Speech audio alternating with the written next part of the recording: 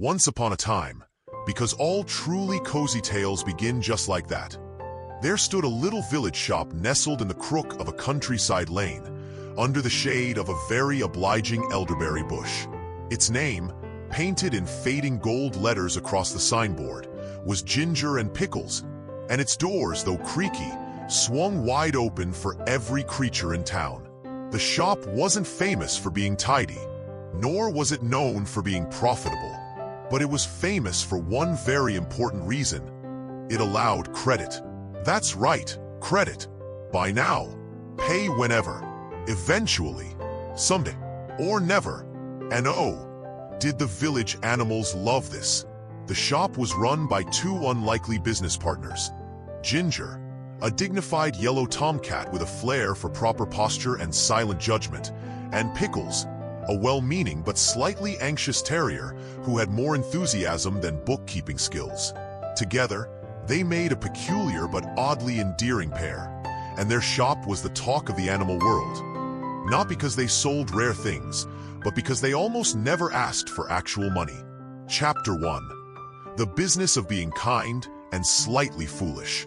The shelves of the shop groaned under the weight of goods no one really needed, but everyone desperately wanted.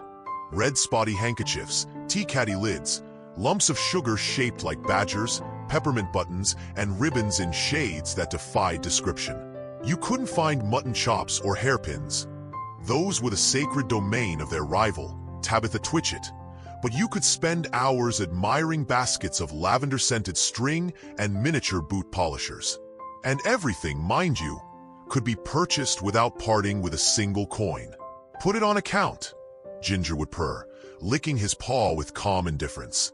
Yes, of course, bring the money next time, Pickles would say, wagging his tail furiously at customers already halfway out the door. They were generous souls, these two. Too generous, perhaps. The customers rolled in like autumn leaves in a breeze. Rabbits, squirrels, hedgehogs, mice, ducks, and even that dubious character, Mr. Todd the Fox. Everyone was delighted to shop where no cash was required, and the shop quickly became a local sensation. The till, however, remained tragically empty, save for the occasional button, acorn, or long-forgotten IOU. Chapter 2. Trouble brewing behind the counter. For a while, things carried on in their usual chaotic charm. Ginger still sat like a king behind the counter, whiskers twitching with dignity, while Pickles fumbled with paper bags and tripped over tin cans in his desperate effort to be helpful. But slowly, ever so slowly, things began to unravel. The bills arrived first, the sort of bills that neither cats nor dogs like to receive. There were taxes and dog license reminders, and even an invoice for more peppermint buttons, which, unfortunately, had already been chewed by a gang of reckless mice. And then came the realization. They had no actual money, not a single farthing. No one had paid a penny for weeks. Their customers, full of excuses and empty of coin purses, always promised to settle up next time. But next time never came. To make matters worse, they started eating their own stock. At first, it was just an occasional biscuit or a lonely sugar mouse. But then Pickles had a proper sit-down meal on a display of ham bones and stale scones.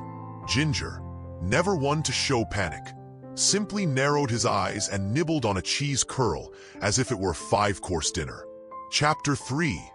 The doll with the policeman's face.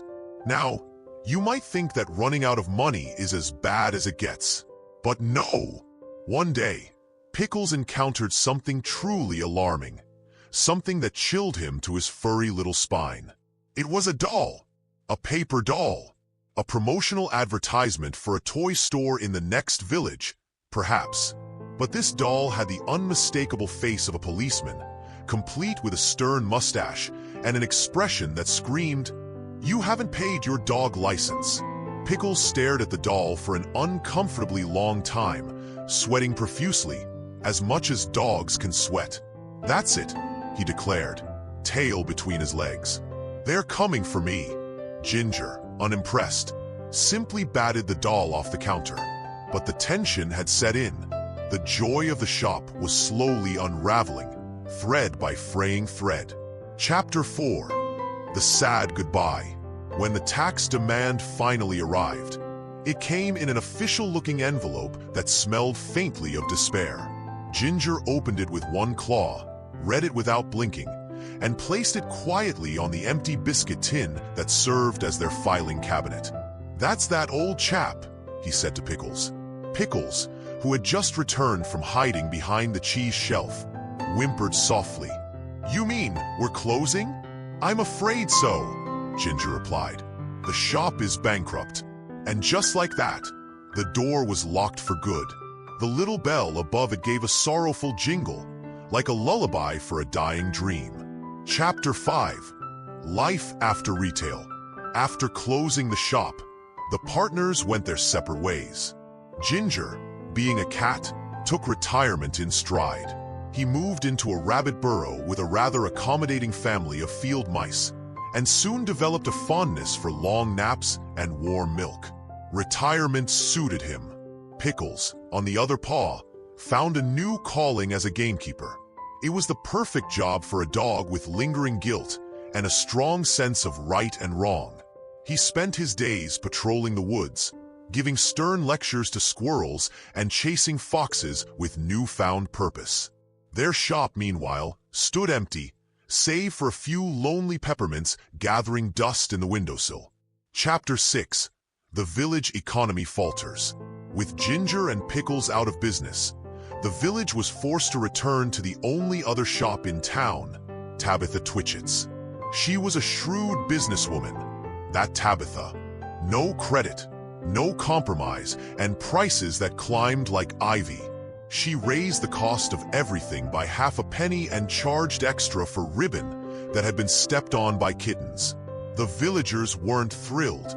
They missed the friendly chaos of Ginger and Pickles. They missed being greeted by Pickles' tail wagging like a flag and Ginger's elegant, if aloof, purring approval. They missed the laughter, the clutter, and the oddball merchandise that no one really needed but everyone loved. Chapter 7. Enter Sally Hennypenny.